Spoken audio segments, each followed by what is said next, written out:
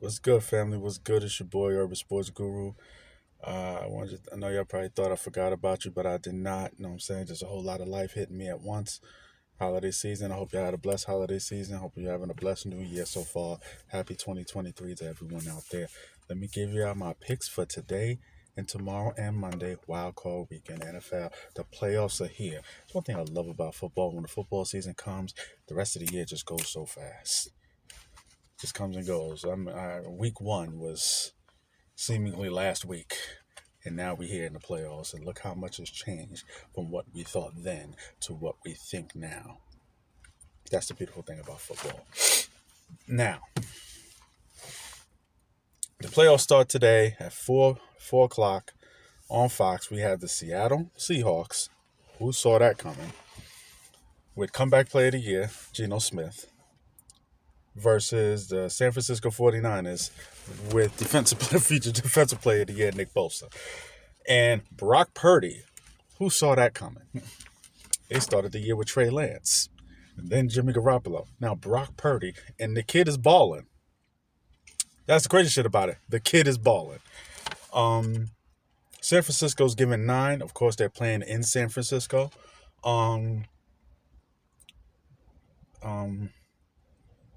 What San Francisco does well, Seattle does not do well.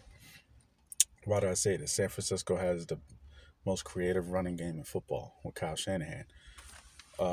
Seattle does not defend the run well at all, particularly on the road. They're doing a better job of protecting the passer in Seattle, a better job than previous years, but still not great because they have a lot of young players. San Fran gets after the quarterback, and they can do it with 4. Why? Because they have the defensive player of the year in Nick Bosa. Brock Purdy, as good as he's played, this is the playoffs. It's a different animal. If you can script a good, winnable opponent for a rookie quarterback without a lot of starts in his first playoff appearance, this would be it. A winnable game against a team he's beaten already. He's beaten Seattle in Seattle. So now he gets the opportunity to play them at home crowd. Yes, California's dealing with a lot of weather issues right now. Crowd at his back, getting them pumped up. They have a great defense that's going to keep them in the ball game. Geno Smith has played great this year, and they have great targets to get the ball to. But I don't question whether Seattle is going to win, whether San Fran's going to win the game. The only question I have is whether they're going to cover that 9. I see them winning by at least a touch. I see them winning by 6, maybe 7 points. I don't know if they're going to cover to win by double digits. I don't know that. But San Fran's going to win the game. Later today, we have the Los Angeles Chargers on the road playing the Jacksonville Jaguars. Now, this game they played earlier this year, and Jacksonville won, if I'm not mistaken. See me in the comments and correct me if I'm wrong. However, Jacksonville has done a full turnaround this year, and that's all because of their coach, Doug Peterson. Doug Peterson has proven once again he's a phenomenal coach. He's a little unorthodox. He loves to go for it on 4th down. Cost me some money one time 2 years ago about that shit. It really pissed me off. Going for 2 all the time and shit like that. But Doug Peterson has proven to be a great coach. He's great at grooming young quarterbacks. We all know how talented Trevor Lawrence is. But he's going against another young, talented quarterback who has the targets, guys he can get the football to. Austin Eckler is one of the most underrated players in football. This guy gets umpteen touchdowns every single year. Nobody talks about him. Like he's got to be the best, all-purpose. I don't want to say the best all-purpose back, but he has to start being in the conversation. And when I look at Jacksonville's front, they have a young, nice defense that is building. Chargers have a defense of great veterans. Too bad Bosa's not able to play. I don't think so. You still got the Mac Daddy, Khalil Mack. Y'all know how much of a fan I am of Mac Daddy. I love Khalil Mack. Khalil Mack, he had a bounce back year, made it to a Pro Bowl. God bless him. But this looks like a game that the Chargers should win. They seem like a more of established football team. Their quarterback is more established. Their quarterback is more established. They have more targets. My one caveat is Brandon Staley. Brandon Staley fucked up last week playing his starters in a meaningless game, and it's cost him one of his best targets in Mike Williams, who's now injured himself in that game, and he's not going to be available for this game. Coaching matters, and it does matter, particularly come playoffs, especially with evenly matched team. The spread is only 1.5 points. The spread is only 1.5 points for the Chargers. Coaching is going to matter. The Chargers should win, but I'm liking Jacksonville. Both coaches are guys who like to go for it, like to roll the dice, go for two, go for on a fourth down. Both coaches are good for that. Brandon Staley has just not been as good as that as Doug Peterson. Doug Peterson seems to be better with quarterbacks. Brandon Staley is a defensive guy. Doug Peterson is an offensive guy. Um, I like Jacksonville. I just don't trust Brandon Staley. Bottom line. Okay. Sunday, we have the Miami Dolphins on the road against the Buffalo Bills. Buffalo's given 13.5. There's no way in hell I'm taking the Dolphins. Dolphins are not playing with their first quarterback, Tua Tagovailoa, who I think personally should stop playing football. That is my personal opinion. I'm not going to tell someone how to make their money, especially since he came of age this year and established himself where he looked like a good quarterback. And now it's contract time for him. I understand that, but now regular garden variety tackles are knocking him out the game. I mean, this is where you got to start thinking about your mental health, your health outside of football. I mean, if your brain is jello, what good is all that money? And I think he's going to make a lot of money no matter what he does because he can go into the booth.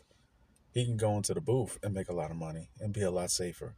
I understand he's very young. He still want to play, but God bless him. Whatever he chooses. But he won't be playing today. You don't have Tua Tagovailoa. You don't have the backup Teddy Bridgewater. You're going against with your third string, a guy named Skylar Johnson, against Buffalo's defense in Buffalo. And you know Buffalo's offense, they can score points just as well as anybody. And you know the emotion that their team is playing with everything that happened with their teammate Hamlin. You know he's going to be in attendance. Book it. That game is signed, sealed, delivered. 13.5. They're going to win by at least 20. Nothing else needs to be said. Now we have my New York Football Giants on the road against Minnesota. In Minnesota, Minnesota's given 3. Now, Minnesota, for a team that's won 13 games, gets very little respect. And there's a reason why they get very little respect. Their defense fucking sucks. They suck. I've said this for years. Y'all listen to me say it. Their defense is not as individually, is so much better individually than the sum of their parts collectively. Collectively is not as good as the sum of their parts. When I look at their defense, I look at the front line. You have a great nose tackle. I don't want to say great, but a good nose tackle, Dalvin Tomlinson, and 2 great edge rushers. Each have double-digit sacks. But yet you're average against the run. You have you have a good linebacker in Hendricks. So that's the second level of the defense. I look at third level of defense. You have Harrison from a Pro Bowl at safety and a future Hall of Famer and Patrick Peterson at corner. And you can't stop the pass to save your life. You have 2 good edge rushers and 2 Pro Bowl guys in the secondary. But yet collectively as a defense, you can't stop the pass. I don't know. Even with Mike Zimmer, who's the defensive guy, defense still sucked. Now you have an offensive guy. The defense sucks. And I look at their offense. Yes, you have Kirk Cousins. Kirk Cousins will put up his numbers. But Kirk Cousins will also be Kirk Cousins. And what's going to happen when you in situations? No, the Giants don't have a Jair Alexander like Green Bay did. Who can say, you know what, you follow him. We'll give you some coverage sometimes, but you follow him and you take him out the game. Giants don't have that. But if you follow him with an Adoree Jackson and you double him every single time, yes, they have other targets.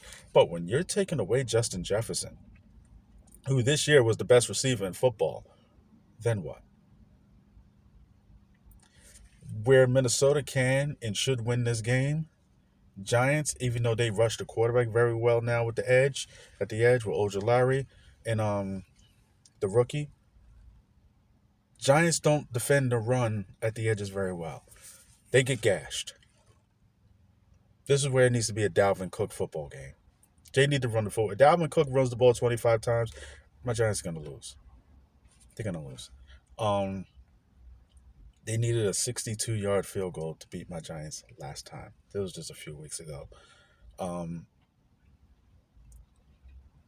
I think this is a game where Kirk Cousins is going to be Kirk Cousins. And I love Brian Dable as a coach. My Giants are a year ahead of schedule because this wasn't supposed to be a playoff year, but they're a year ahead of schedule because he's been such a great coach. He's going to be the coach of the year. He should be. And I'd like my Giants for the upset.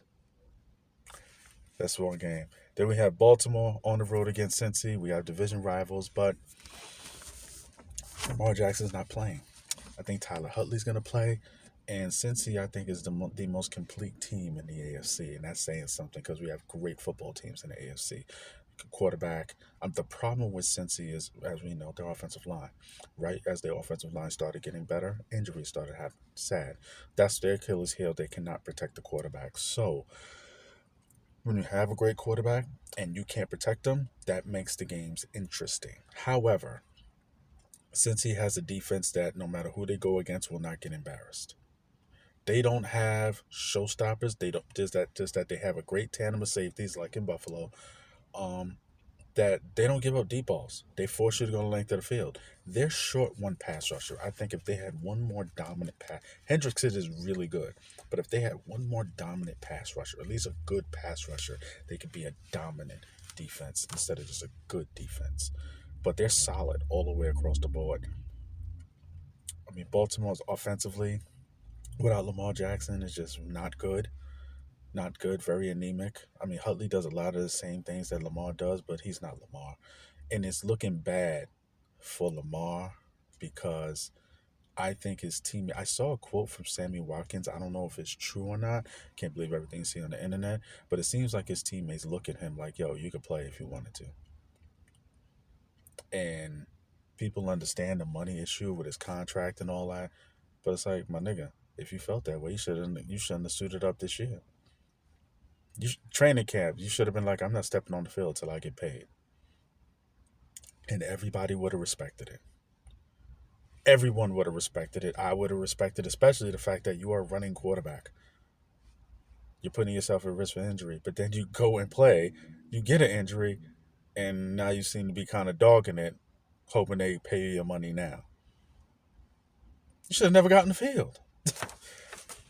I mean, it seems like that's the way they're saying it. That's the way they feel because they seem to kind of expect Lamar to come back. They're not saying, okay, Lamar's injured and that's it. No, they seem to kind of be expecting you to come back. That's the crazy part. Whatever. But Baltimore just don't have the horses to beat Cincy. I think Cincy wins. I think Cincy blows them out.